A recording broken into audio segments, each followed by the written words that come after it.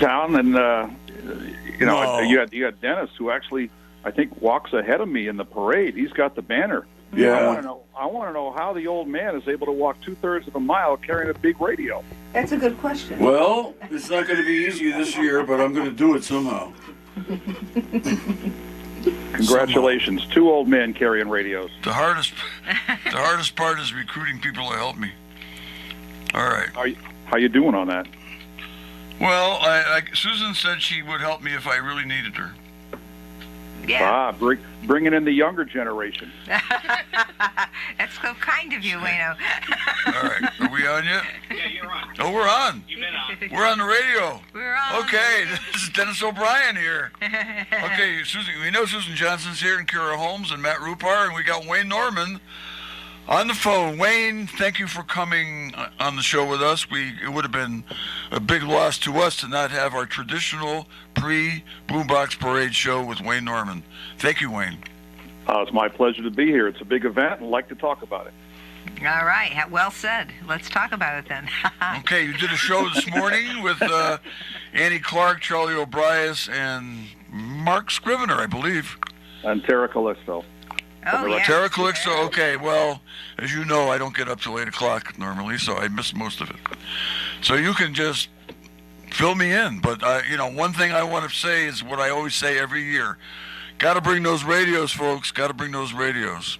Old boom boxes, new boom boxes. It works. They all work as long as they're boom boxes that can get radio, because we're on FM 95.3 as well as AM Radio 14. And you know what, Wayno? Dennis bought himself a brand new boombox. Congratulations. But, you don't need a boombox, even though the parade is called the Boombox Parade.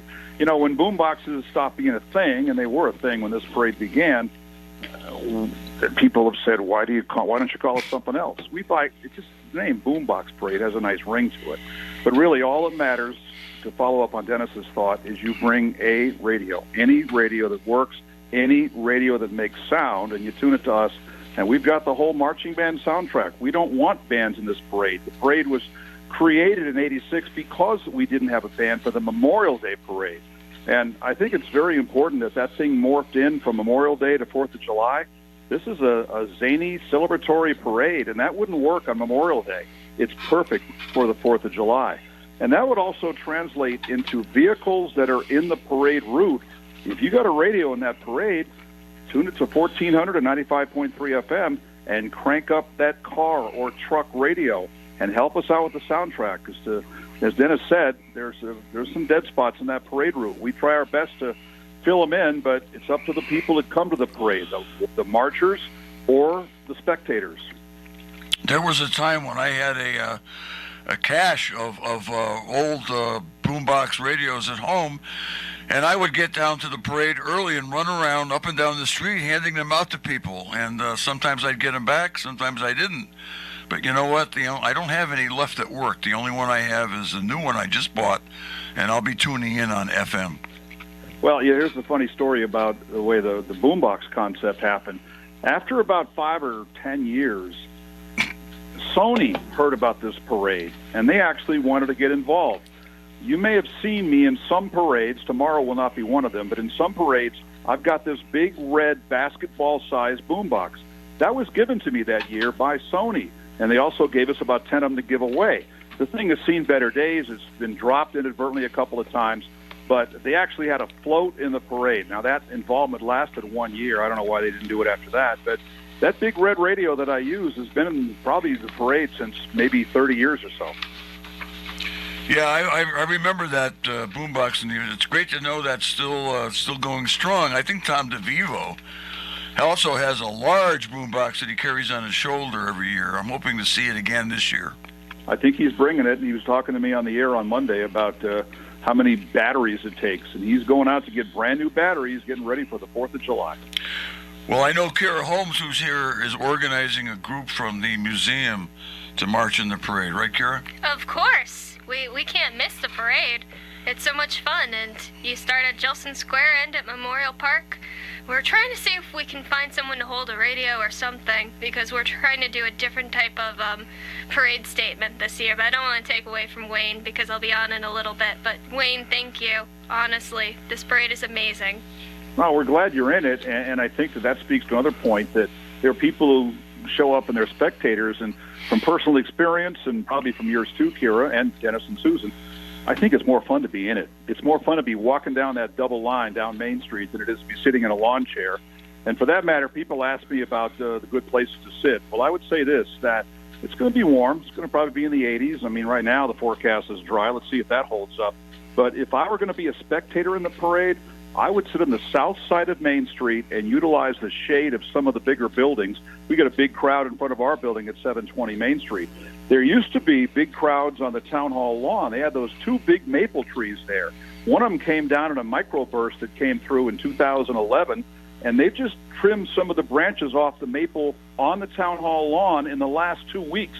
So there's going to be less shade there, and those people will be looking in the direction of the sun without the benefit of those trees. But nonetheless, if I were doing it, I would probably either A, sit on the shady side of the street in the shade, or B, bring along a little parasol, a little umbrella to keep myself in the shade. I really can't do that when I'm leading off as a Grand Marshal, but if I were a spectator, that's what I would do.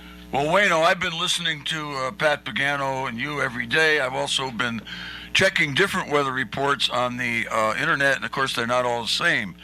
But I'm with you. I think it's going to be a clear day, but I think it's going to be a little cloudy. And you know what? As far as I'm concerned, being a marcher in the parade and doing it at my age, I like it when it's cloudy, as long as it doesn't rain. Well, it was really delightful last year. It was sunny, but it was very low humidity, one of the nicest days we've had. Now, you just said the forecast is for it to be clear, but it'll be cloudy. Dennis, which one is it? Well, don't you think? Clear in terms of no rain. Probably what happens is some of that smoke from Canada is going to come and converge upon all of us. So that might be why we look a little bit more cloudy and not get any rain. Well, we can't control that, but I think that one thing, we've had, believe it or not, since this parade began in 86, it has rained on the 4th of July 14 times. But 13 of those times, it was not during the parade. 2014, some light rain started at 11 o'clock, and it was coming down, I wouldn't say heavy, but it was coming down pretty good by the time it ended. We seriously considered putting it off for a day. A lot of people showed up. It wasn't one of our bigger crowds, but to me that showed me the popularity of this parade. And people wanted that parade to go on. They brought their umbrellas. They brought their slickers. They stayed dry one way or the other. And they seemed happy that parade went on even in the rain. But that's the only one of the 37 prior parades that we've actually had rain falling during the parade. Well, I think it's really important to have it on the 4th of July. I think that tradition and the day that we have off, I mean, all of those things come together to make sure that we do celebrate the day on the day of the 4th. And I think that's an important thing, unless, of course, there's some very serious, weather condition. But otherwise, we should just do it, yeah. I agree. I think that people want it on July 4th, not on July 5th or whatever. Yeah. One thing to note, we didn't bring this up this morning, but one thing to note is that the Foster building, as they call it now, in my old days, it was the Willie Trust building and other buildings as well. They've got that construction going on, and the sidewalk in front of that building is all sealed off. That's an area where a lot of people would watch the parade right at the formation point, right at Jillson Square. That's an area now where you're not going to be able to sit and watch the parade. So some people have sat there. You've got to figure out someplace else. The other thing, which we also didn't talk about this morning, is that there's been a change now in the street that goes behind our building, parallels Main Street, Riverside Drive. You can no longer drive straight east on that to get out to Main Street. It's blocked off, and you have to turn and go up Railroad Street to Main. So people have to remember that when it comes to what they're going to do when they get to the parade. They can't go all the way through and go beyond the formation point anymore. I don't think they're going to close that off because it does access parking on Riverside Drive. But just be aware, you cannot drive through there anymore. So that's two major changes because of that one building. And come to think of it, I think the Murray building across the street, the old Hurley's building, that's got some areas blocked off as well through the construction. So there's another spot that people will not be able to observe the parade from. Those are all very excellent points, but they're also points to show that we are making progress here in town, and pretty soon those buildings will look great, and we'll have parking, and everybody will be able to get through those areas that are blocked off now. But those are really excellent points, and I hope that the town has thought to put something like not a through street or something like that when they at the area where you enter Riverside Drive. So that would be from Bridge Street there. So now the people that are going to be in the parade, the people that will be the actual marchers or participants, what the rec department wants you to do is enter Gilson Square by Valley Street. Don't plan on coming in by the Main Street entrance. Come around the backside, and then you'll be lined up and sequenced there from Gilson Square. But plan on entering through Valley Street. That's very important. And the other thing is, don't plan on using Gilson Square as a parking lot. As Charlie O'Brien said this morning, that area by the new senior center and community center, they'll let maybe handicap vehicles park there, but that's not where people park their car, march in the parade, then come back and get their car. You have to find other places to park.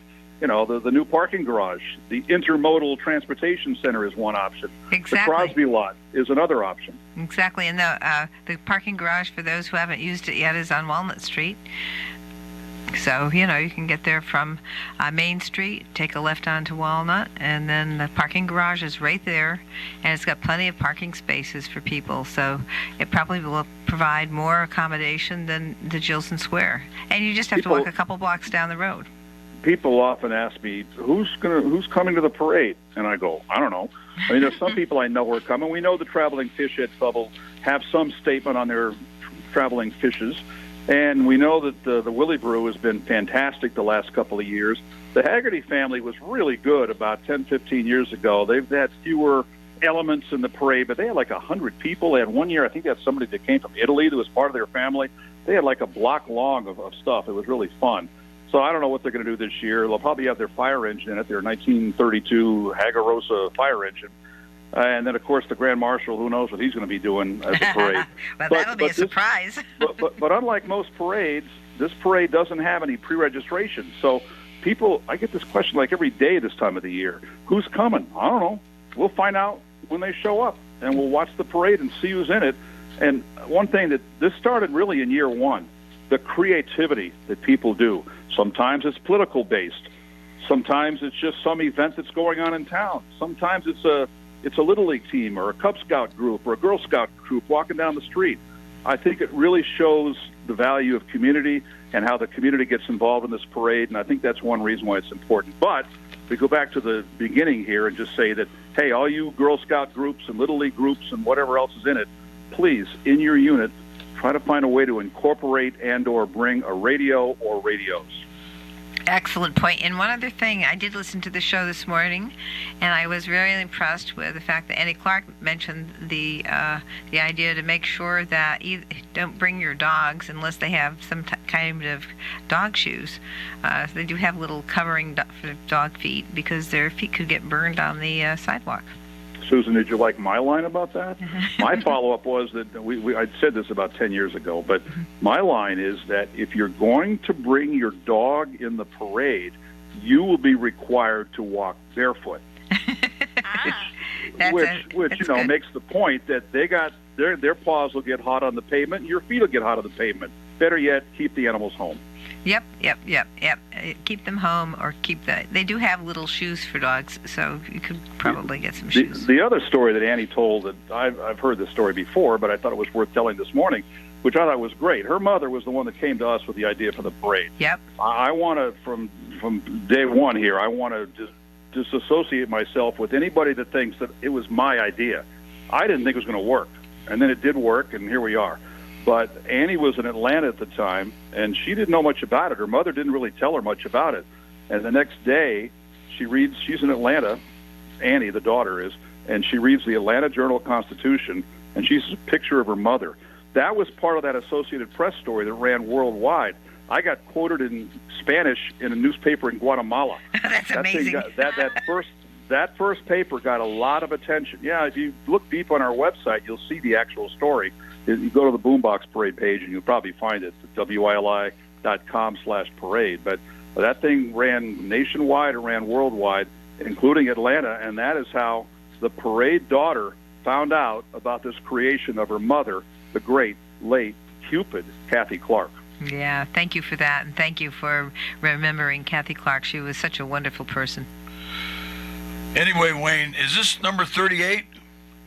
Yeah, it's going to be 37 on the street and one of them virtual. 2020, we had to go virtual. We made a 35-minute thing, and we got thousands of hits on that thing. Some of them were actually live during the parade, and some people watched it later on. But we basically produced a slideshow of the prior parades and put the soundtrack music. We had the governor doing an introduction to it, and some other people. David Wallner was involved in it with me at the beginning, and then at the end there were some other local celebrities that were involved in it. We had some fun with that. But then 2021, we were back on the street. 2022, back on the street. The crowds have come back, and they're thrilled to be able to get it back on Main Street. One reason I asked that question is, excuse me, that banner we carry always has the number. Which number is this? 3738. What are we going to have on it this year? 38? It'll be 38. It's already been changed. Oh, wonderful. I'm always worried that they won't get that banner ready for me to pick it up and just run off with it. I think the banner might last longer, Dennis, than you do. Well, it's made of really good material, just like I am. So we'll see what happens. Anyway, I'm really looking forward to it. I love walking up and down the street. Well, up the street mostly. Go back down and see people on the way down that I didn't see on the way up. Let's remind people too about, we call them safety guidelines because we hate that word, rules. One of them is no water spraying, and that specifically refers to super soakers. We had a major issue with that until 2011 when we put this in place, and people have been very good about it, conforming to that.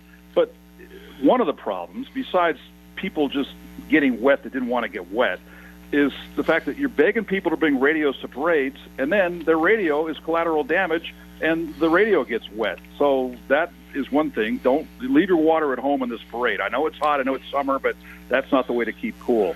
Number two is no throwing of candy from the units that go down Main Street. The problem we had was that people would kind of do a half-hearted heave, would get halfway to the curb, and the 6-year-old on the curb sprints out to get it, not looking both ways, and seeing there was a guy on a rollerblade coming by, or a guy on a boogie board, or whatever, not a boogie board, but nonetheless, or maybe a vendor coming by. And Mark Scribner told the story this morning.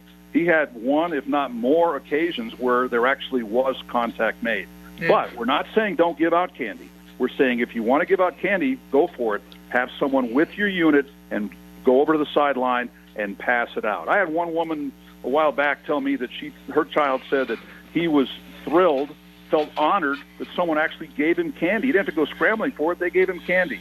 And then no reckless behavior. We had people doing wheelies on the street. We don't want them falling over backwards, cracking their skull.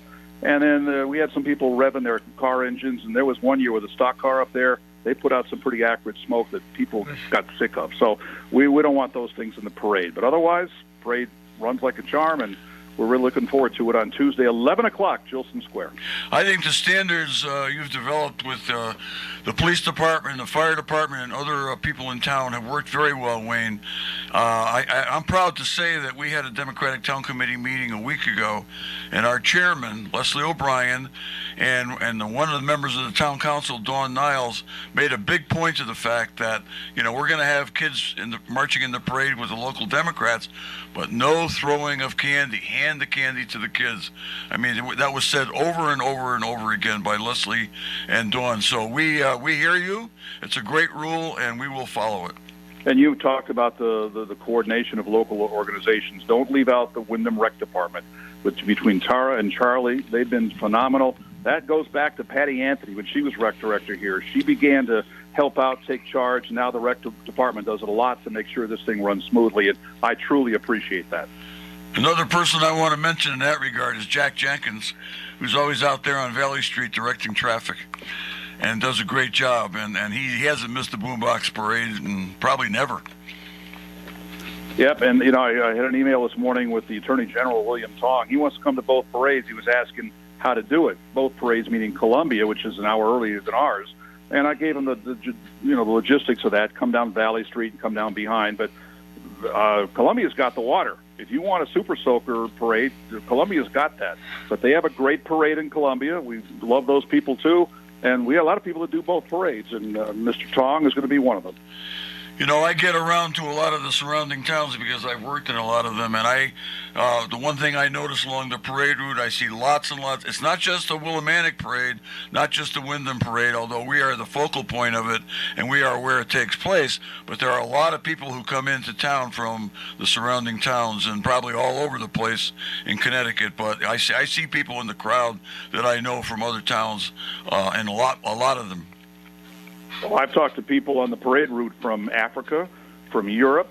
I mentioned Italy earlier on. Now, I don't think these people are buying a plane ticket to come to Bradley, to come to Willimantic for the Boombox Parade. They're here for some or other reason. But the point is, this thing is getting some international attention because of people from those countries, from those continents, who come to the parade, and then they tell their people back home, man, I saw the craziest parade. Because, as we say, it's the largest parade of its kind in the world. Yes, Willimantic, USA, has the largest parade of its kind in the world. That is a great distinction. Yes, it is. It's I'm very, very proud that this is a place where we can have so many unusual things. And we do. This is a very unusual community, from the Boombox Parade to the Frog Bridge. I mean, and you could go on and on. And as we know, we have a very unusual Grand Master. And I can't wait to see what he does on Tuesday.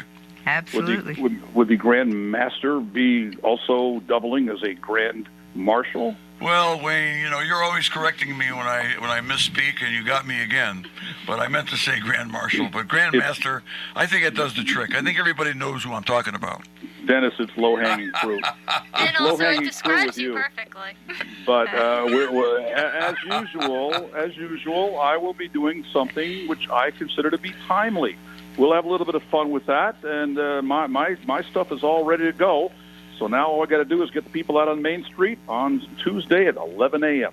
All right. We can hardly wait, but our time is up. We've got to go to a commercial break for our wonderful sponsors. And thank you so much, Wayne, for being on the show today and not breaking the tradition. Thank you, Wayne. Always good to be with you guys. Bye. Thank you, Wayne. Bye-bye. All right, folks, we'll be taking a short break, and we'll be right back with Kara Holmes, the Executive Director of the Windham Textile and History Museum. This evening, Kara Holmes, the Executive Director of the Windham Textile and History Museum. And I have to say thank you so much for all the work that you do. You and Jamie Eves have been amazing people working together, bringing the community together with all the ideas and information you have.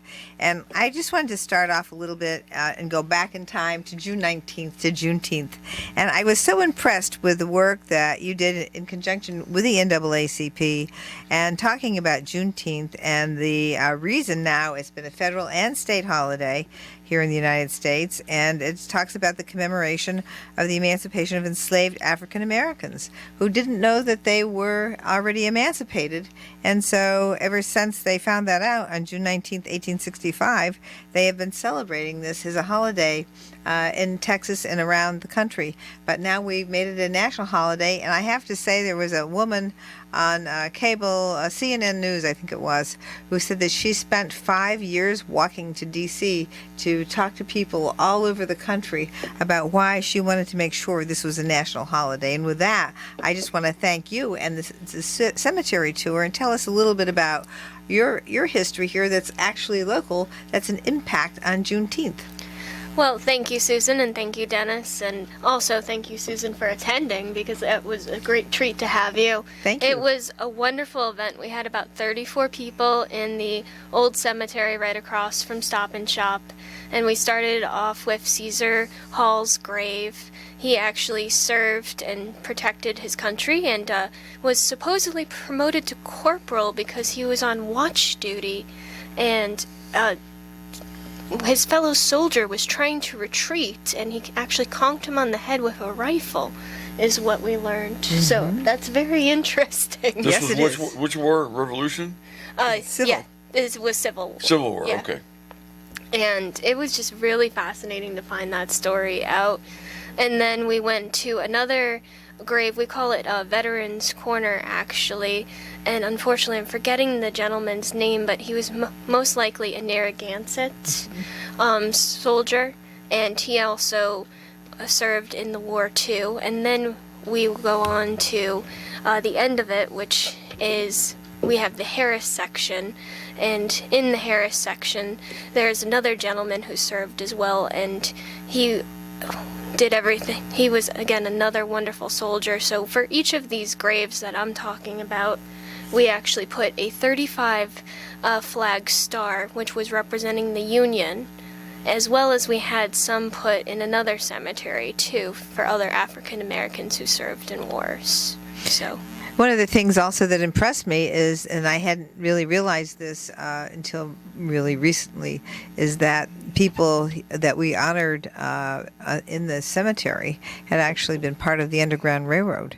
And I thought that was really fascinating, and to know people that were right here, and they kept it very quiet. It was a very big secret. They didn't want people to know. Why? Because then it would have blown everybody's cover, right? Exactly. That was Conant, who was also on our board for the Here All Along exhibit. One of our boards actually goes into Conant's story, and you can see his grave in the cemetery too. He was one of the conductors. He was more of a radical for his time too. Anything that was radical, he was part of. And in later years, he actually ended up teaching African Americans in a local church too. So he continued doing his work even past the Underground Railroad, which I found really fascinating. And if you haven't seen the Here All Along exhibit, you still have a chance to. It's up till August 13th.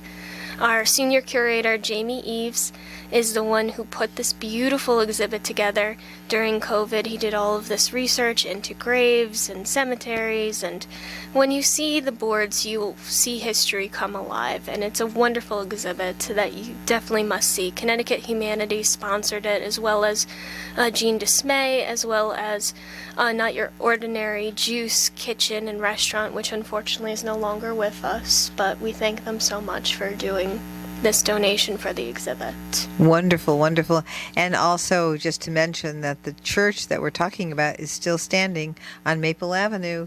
Yes. It's the Freedom Church for Black people. Yes, exactly. And also another church that's still standing, that's also part of this exhibit, is in Brooklyn, Connecticut. And when you go again to this exhibit, you will see we highlight some carvings from that church on one of the boards. So I definitely highly recommend you to look at each board. It's visual, as well as we have a bunch of conceptual words in order to bring history alive, which is really what we always want to do in making those local connections. And you do so successfully. Great work. Very, Thank very you. good. So I did learn a lot from that tour, and I want to get back over to the museum to see the exhibit because I think it'll be quite fascinating. Well, we have And- the perfect opportunity, actually, tomorrow, if you're free. We have the Here It Is opening. Oh, wonderful. Well, I would love to. If I get a chance, I'll definitely get over there and see what is the time frame for that? So that's 6 to 7:30 tomorrow, July 1st. Okay. And this exhibit is actually pairing with the Here All Along exhibit. So Here It Is actually an exhibit by Justice Michelle Thomas. She's an African-American artist, and she teaches at Pratt Institute, and she decided to share with us her beautiful artwork. And her artwork deals with social justice issues. It is in various forms, and by various forms I mean masks, I mean mixed media, I mean copper, I mean paintings, and literally it takes the space into another realm of understanding, honestly, and brings color and brings all this other conceptual understanding to this very important topic. Wow, that sounds like really something to go to. I really like that idea very, very much. And of course, if that's not, enough, we also have some light refreshments too and libations. We'd love to have you guys join us and take pictures and tag us on Facebook and Instagram, and really just meet the artist. She's going to be with us too, Justice Michelle Thomas. She's going to do an artist lecture. How many times do you get to meet the artist of the exhibit? Exactly. That's fabulous. And see the exhibit too. Wow, that is a really great program. And that's just tomorrow. Yes, tomorrow 6 to 7:30 at the Mill Museum, 411 Main Street. Wow, wonderful. And can people find that on online? Yes, it is online. It's on Facebook. It's on Instagram.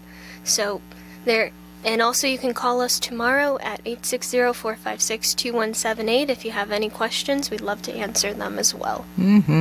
That is fabulous. Moving right along to Tuesday, July 4th. What's up? Boombox Parade! Right. So as Wayne just said, it's Boombox Parade. 11 a.m. the parade starts. Yes. We are looking for marchers. We have this year to kick off, some of you might know, the 250th anniversary of the Declaration of Independence.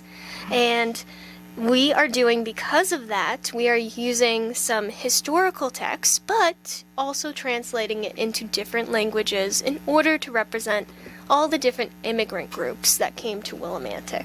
Wow, that is fabulous. And you know, it hasn't really been blasted anywhere to speak of, has it? Well, we did put it on a few different places, but, you know, we're... Yeah, I mean, but by the news media, and just, I mean, to think we're coming up on the 4th of July and the Declaration of Independence hasn't been blasted. No, it hasn't as much, but I think that's what they're trying to build up to. So they're trying to do, if you've heard of the 250th before, they're trying to do all these different ways into the 250th. So you can actually start 250th events now because you're leading up to the celebration of everything. So I can't go into some of our details because we're still planning them out, but there's going to probably be a pre-exhibit coming up that's going to involve spinning. But that's all I'm going to leave you with at the moment. Spinning at the Thread Museum? Yeah. I wonder what that could mean. Well, if you want to weave together that picture, you need to stay tuned with us. Things that make you go spin. But if you're interested in joining our ranks, please email me, Kira Holmes, at director@millmuseum.org. Preferably, if you can, email me by July 2nd, and I will then email you with instructions of where to meet us, you know, walking shoes. Don't forget to wear walking shoes, comfortable clothing, because you are going to be walking from Jilson Square to Memorial Park. And as Wayne just said, we're entering through Valley Street, so I'm so glad I got to hear that portion, because I didn't hear those instructions before. I missed Wayne this morning. Sorry, Wayne. I decided to sleep in. I did the same. I usually get up at 8 o'clock now that I'm not in court almost every day. I'm still working, but I don't go to court that often, so you know, we stay up kind of late and get up at 8. Well, we deserve a chance to sleep in a little, but Yeah. I got up early enough to turn them on, and I was listening. I got up a little bit earlier than I normally do, and sometimes that happens to me. I just think it's time to be up. You preceded Oh, I me this understand morning, yeah. I didn't even bother with the alarm. It was Oh, just yeah, like, that's impressive, and I didn't even Yeah, know that. You had heard that I had. that portion, because Wayne noted that I missed it this morning, and I Not said, me. well, Wayne, I don't, as I told you many times before, since, 2 or 3 years ago, I have not been getting up at 6 or 7 anymore. You were quite an early bird, but Oh, I I was an think I've early had the old owl here has had quite an impact on you. When I, My Susan little is an lark is no owl, one. and I am an early bird, and she hasn't won that battle. I haven't really tried to, but so happens. is the way it's gone. Well, if I want to spend time with you, I got to stay up late. All right. Aw, and that's always wonderful. And why not spend some time together? We have a wonderful walking tour coming up on Saturday, July 8th. So, Next Saturday. if you guys are interested in doing some walking and spending time together, Mm-hmm. this is the perfect time to do it. Oh, well, thank you for that romantic advice. Yeah, well, You never know when I'll show up or not. I'm a bit of a mystery in that regard, but I will be at the Boombox Parade. So this Yes, is the and I thing. can't That's wait. That's Yeah. a necessity. Yes. Okay, that's coming up Tuesday, but now we've jumped all the way to July 8th, which is yes. next Saturday. And that's going to be a walking tour of St. Joseph's Cemetery. Most likely it will be that day, but we do have a rain date set for August 5th, just in case. Mm-hmm. Anything with New England subject to change due to weather. Sure. So- In the outdoors, for sure. Exactly. So if you haven't been to the cemetery, this is 134 Club Road in Willimantic, Connecticut. This tour is going to be led by Jamie Eves at 1 to 2:30 p.m. And if you have not seen this cemetery, it is a lot of wonderful history. So you're starting out at a time when Catholic immigration from the cemetery was founded, excuse me, and you're seeing Ireland, you're seeing Canada, and elsewhere. People were arriving in Willimantic in the city, and then you see and visit graves of mill workers, soldiers during the turn of century, like Mayor Danny Dunn, Civil War soldier and mill worker William Smith, which I think I've told you guys before about the Smith sisters. So William Smith is actually the ancestor of the Smith sisters. He's the grandfather who actually came all the way from Ireland. Well, what an interesting thing to think that that cemetery was started from the Irish immigrants who were Catholic. And Dennis, you have Irish I have immigration a in your particular family. interest in this. Yes. When I read that on Kira's list of talking points, Danny Dunn. I've heard of Danny Dunn quite a lot. A lot about him from John Lesko, our former mayor and first citizen, I would say, for a long time here in town, who is unfortunately no longer with us. But he was Irish on one side and I believe Polish on his other side. But he was an adherent he was always talking about Danny Dunn as being his model for being mayor and whatnot. And Yes. Danny Dunn was not only a great mayor, he was also a great athlete. He played baseball and he managed the Willimantic baseball team back around the turn of the century. And I'm of course Irish on my father's side, and the potato famine occurred in the middle of the 19th century, and that's when an awful lot of the Irish came here. Yes. And they were probably the first big group of people from outside of the country to come to town and participate in the working at the mills, big time. And then, of course, the people came down. The French Canadians came down, and and now in recent years we've had lots of people from Puerto Rico and from the Latin American countries. But the Irish came at a certain time, and they had hard times and here and everywhere else they arrived at. But they soon got involved. They were lucky to get involved in the Industrial Revolution, get those jobs. It wasn't easy, but they did very well, and then they got involved in politics. And Yes. a lot of them became police officers, which used to be a stereotype, the Irish cop. And in fact, my father's only brother was a police officer. Oh. And so I'm very much interested in that one. I would like to possibly, we'll see if I show up or not, go on the tour of the Catholic cemetery. See, like I said, it's going to be date afternoon. Come on. Yeah, exactly. Well. $5 donation. Go on a great walk. Get education. I'll have to put on throw in some sunblock. sunblock. Yes. Good, with sun hat. I'll send Jamie with some sunblock. I'm going to We'll need make a sure sun you get hat, to have it. sunblock, and Yeah, you probably can do those the things deal. they wear in the desert, Oh, you could have a parasol, right? Yeah, right. Anyway. Oh, yes, a parasol, like Wayne was saying before. Exactly. Well, And- I got a question about this, Danny. Is he Danny Boy? Danny Dunn. Is Danny Dunn Danny Boy? Oh, Danny Boy. No, The he's song. not Danny Boy. No, I don't think so. Who is that? I'm not sure. It's, I I should've don't know, who looked it knows who up that on- was. That's an old Irish song. Yes. In fact, I saw a show on Ireland. I don't look for that stuff, but I happened to see it, walk by the television, and there was a guy who had written a book about the Irish in St. Louis, which I didn't know. Didn't know there were a lot of Irish in That St. was Louis. interesting. I saw that. Oh, Yeah. I guess they yes. came I here saw and that they too. arrived in New Orleans, went right up to the Mississippi, and ended up in St. Louis because they had all those jobs, industrial plant. And the guy wrote a book about the Irish in St. Louis, and this guy from the audience got up and sang Danny Boy, and he said it came from another old Irish song, and he gave the name of it, and it was nothing to do with Danny. Oh, okay. And Oh, and All right. you know I what? missed that part. Okay. So All right. I wish I had the name of the old Irish song Yeah, it came well, from, but okay. unfortunately I don't. All right. Well, I'm not I up guess on my it's a Irish new history. project for me to look into then, because I had a roommate named Danny, and I would occasionally sing that to him, and he's like, "Stop singing that song." I'm like, "Sorry, couldn't help it." So that will be my new pet project. Oh, I will try to cool. look into the origins of Danny Boy, and maybe next time that I come on here, I'll have an answer. Oh, I yeah. don't We'll have think to it was- have somebody play the song, too. I don't that'd think be it- fun. Wouldn't I that? like Yeah. it. I don't think it had any connection to Danny Dunn, although he might have been named Danny by his parents Because because of of that song. Yeah. Well, there you go. There might be a connection there. All right. Now we're moving along to the next July 20th, which is our. Third Thursday. Okay. So, again, Willimantic is full of wonderful corks and entertainment and treats. And this event entails all of that. Yes, it does. So, the Mill Museum is going to be with the Connecticut Eastern Railroad Museum again. We share a spot with them. Great. And we have a lot of fun that way because it's two wonderful, exactly, just like Dennis's shirt over here. Oh, my goodness. You dressed for the occasion. I did. See, he knew I was going to do this. That's why he Yes, wore he that did. shirt. I'm Wow. prescient. Yes.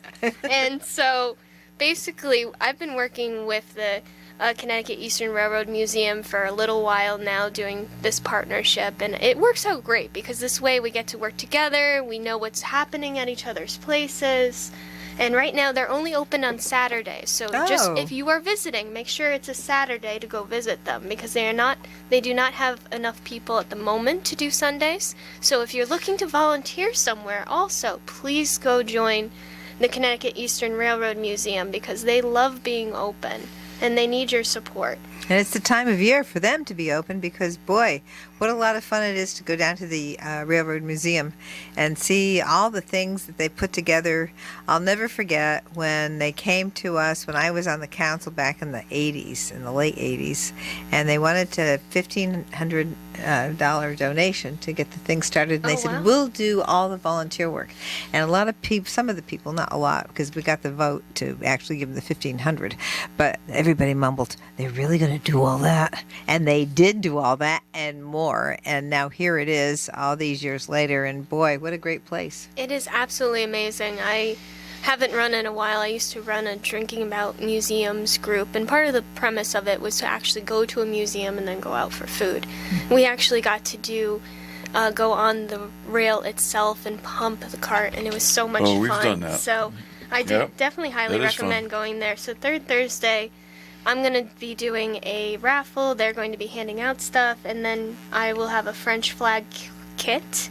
And also, just moving along really quickly. So if you like book sales, we are on our 3rd annual year of Crazy Quilt Book Sale. All right. Right now, it should be August 29th and 30th in the Dugan Building at 157B Main Street. 157B Union Street.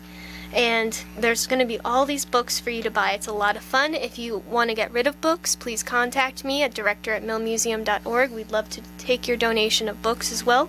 If you want to sell or sort books, also contact me at director@millmuseum.org. And I have more things that I'd love to tell you guys, but I know we're running out of time, so I want to say thank you to Susan and Dennis. I want to say thank you to Connecticut Humanities, the town of Wyndham, my fellow wonderful volunteers, my board, my staff at the Mill Museum. It's really a community regional museum, and we can't do it without you guys, and really thank you. So also to Tora Sterigard, David Corsini, and Patricia Dixon, and Harris, and so many other people that make the Mill Museum wonderful. We really appreciate Well, you thank you guys. so much, Kira. We appreciate you and the Mill Museum and everybody that volunteers and works so hard to make this such a successful place for this town and the region and the state, because this is a way to keep communities together and teach people about what's been going on and how they fit in with the community. Well, seeing that you were on today with Wayne Norman, Kara, and the fact that you are kind of overdue for another appearance on the Wayne Norman Show, I'm going to see what I can do to try to get you on there, and you can cover whatever you couldn't cover today on the Wayne Norman Show, on the morning show. Thank you so much, Dennis and Susan. You guys are amazing. Well, you're amazing too, and so is the Mill Museum, and we just appreciate the work and the study and all that great stuff that you do with history and our town. But no one is more amazing than our producer, Matt Rupar.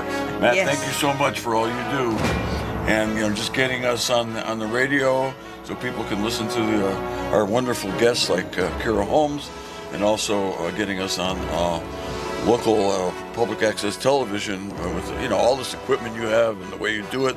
Let's You're talk a about master. it. Talk Airs about each masters. week at You're this a master time at on what you do. 14 WYLI Appreciate you, Radio folks. and is We will brought be to you back by next Gates week with GMC another Buick great show. Nissan in North One Wyndham. more thing, don't forget, and Columbia there's a Ford podcast Kia here online, in Columbia, and we are USA. now, This show is available for you to listen videotaped to for at any replay time. on Charter Communications Cable Channel 192. Let's